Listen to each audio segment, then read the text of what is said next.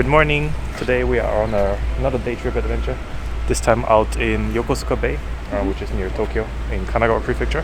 We're gonna go onto this boat in just a couple of moments, and it's going to take us onto the only natural island in Tokyo Bay, also known as Sarushima. And it actually means monkey island, but there are no monkeys, as I was told, on this island. So, but yeah, it's a very popular spot. As you can see, there's a ton of people. I don't know if you can see, but a ton of people lining up, even though it's a weekday. So yeah, we got our tickets. You can only get a round trip ticket, I think, because you have to get off the island. There's nothing to stay there really, and it's around 1,400 yen per person. Including 200 yen entrance. Including 200 yen entrance to the actual island, so around $14. And yeah, it's a small island. It's unpopulated. There's not a lot of facilities, from what I heard. But yeah, we're gonna explore a little bit around. And Judy has already been there, so she's gonna be our guide and also our filming guide. So she can show us all of the cool spots on the island.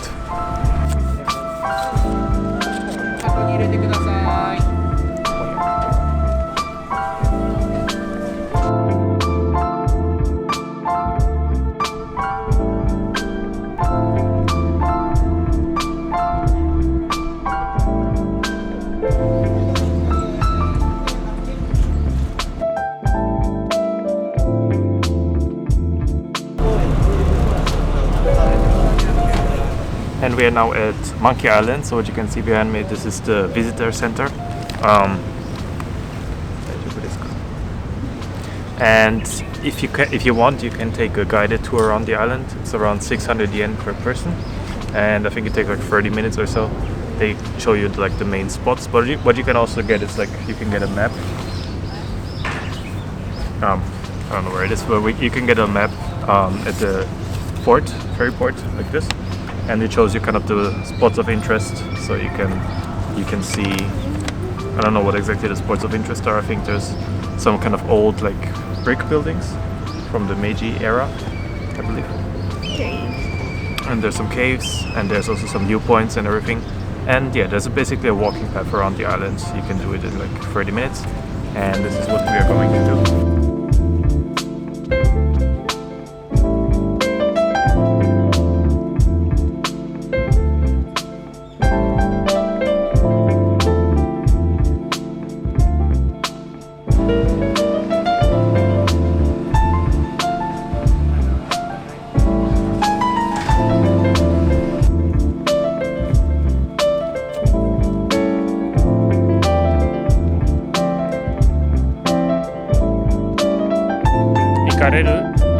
行けるの?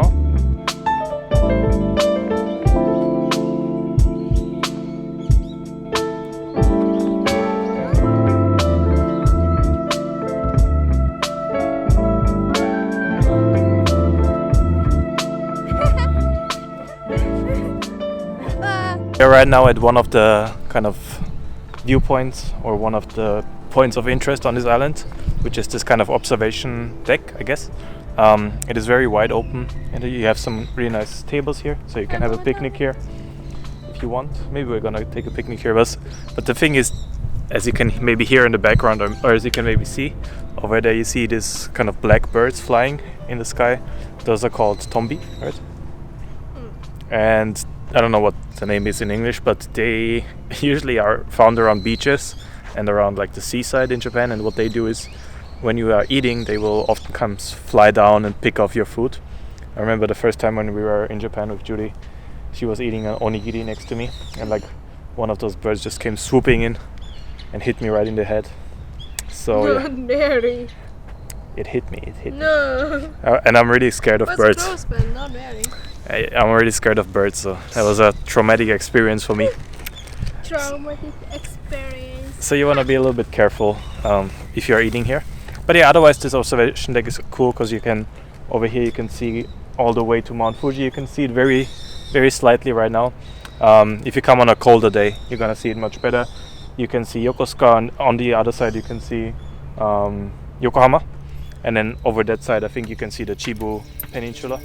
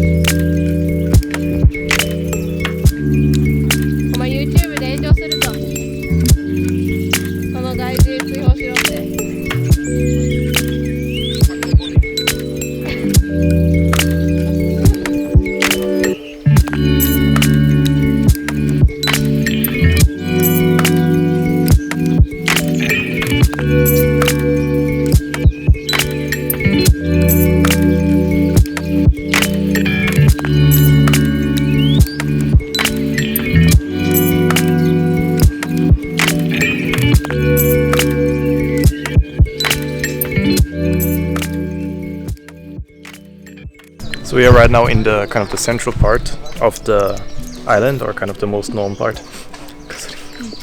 And as you can see, this is kind of like a connecting valley of 3 tunnels over there, and then there's one over here as well.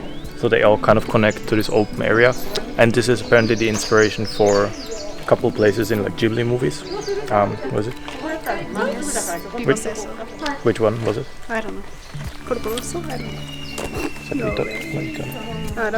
Laputa, and I think Howl's Moving Castle as well. So yeah, it's kind of this interesting valley because you have the red brick buildings contrasting with like kind of the moss green. I guess it's gonna be more vibrant when it's actually raining, but you can see it's very green. So it's kind of an interesting contrast. And yeah, that's kind of like the main, I guess, the main interest point of this island. It's very tall as well. It feels mysterious. It's probably gonna be more mysterious if there's less people around. So yeah, I think with that we've seen almost all of the viewpoints. We've been to the beach, and we're just gonna take this very long tunnel back and walk again through the valley, and then yeah, we're gonna go back to the beach and maybe chill out a bit. Yeah.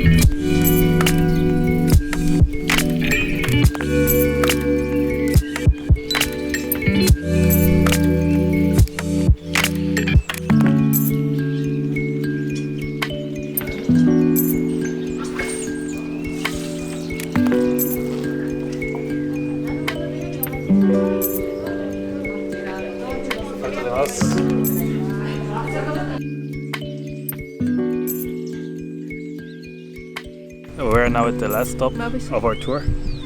As you can see, this really beautiful mountain of trash behind us. But we are actually on the beach. So this is normally, if you come here in summer, this is in July and August specifically, this is a very popular summer spot, especially on weekends, because you can swim on this beach.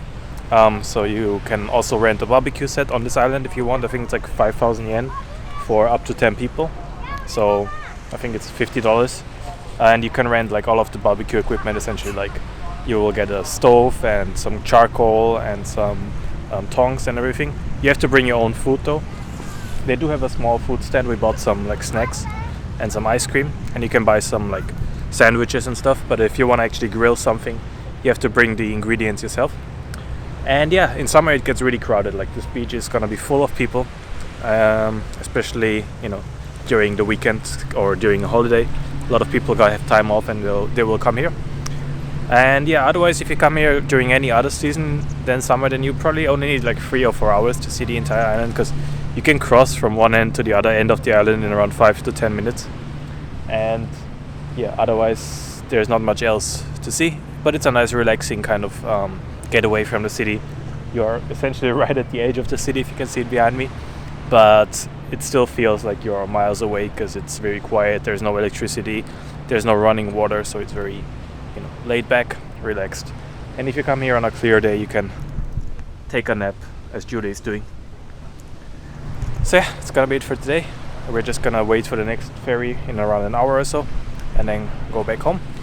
And yeah, hope you enjoyed the small tour of Tokyo's only natural island, or I guess the only natural island in Tokyo Bay. And yeah, as always, like, subscribe, and I'll see you in the next one when Judy wakes up. So it's gonna be a couple hours, so see you then.